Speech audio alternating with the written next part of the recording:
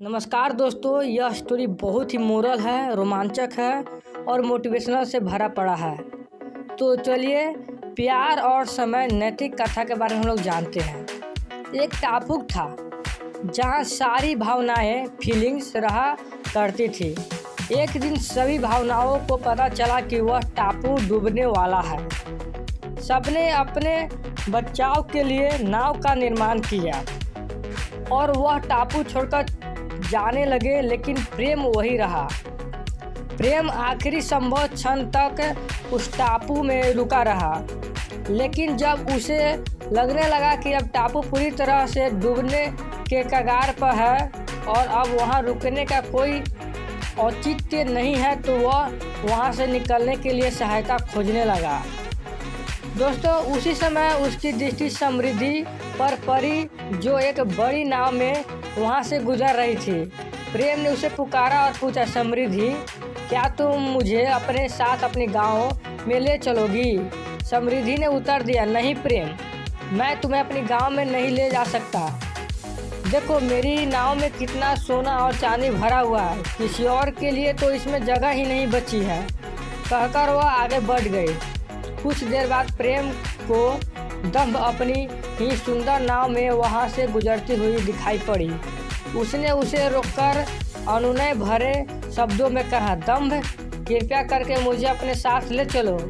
उसकी बात सुन दम्भ तपाक से बोली, अरे नहीं, तुम तो पूरे भीग चुके हो। तुम्हारी मेरी नाव में आने से मेरी सुंदर नाव खराब हो जाएगी। फिर वह अपनी आंखें फेर कर आगे बढ़ गई।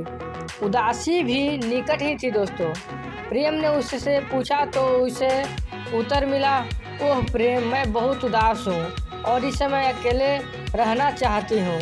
ठीक उसी समय खुशी भी वहाँ से गुजर रही थी, लेकिन वह इतना खुश थी कि उसने प्रेम की पुकार सुनी ही नहीं और आगे निकल गई।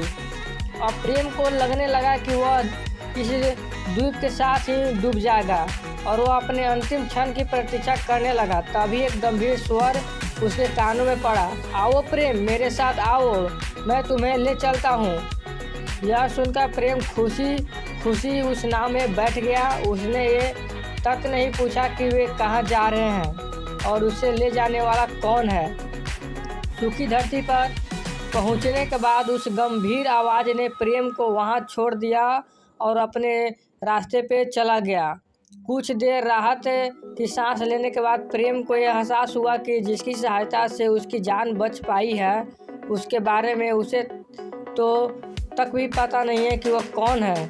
वह ज्ञान के पास गया और उसने पूछा कि उसे बचाने वाला कौन था। ज्ञान ने उसे बताया कि वह समय था। समय, भला उसने मुझे क्यों बचाया? प्रेम ने हैरत में पूछा। ज्ञान मुस्कुराया और बोला, क्योंकि समय ही प्रेम का मूल्य समझ सकता है। दोस्तों, तो कैसा मोरल स्टोरी लगा आपको? आप कमेंट बॉक्स में ज़रूर बताएं और सब्सक्राइब करना नहीं भूलिएगा दोस्तों। चलिए दोस्तों, आज के लिए धन्यवाद है।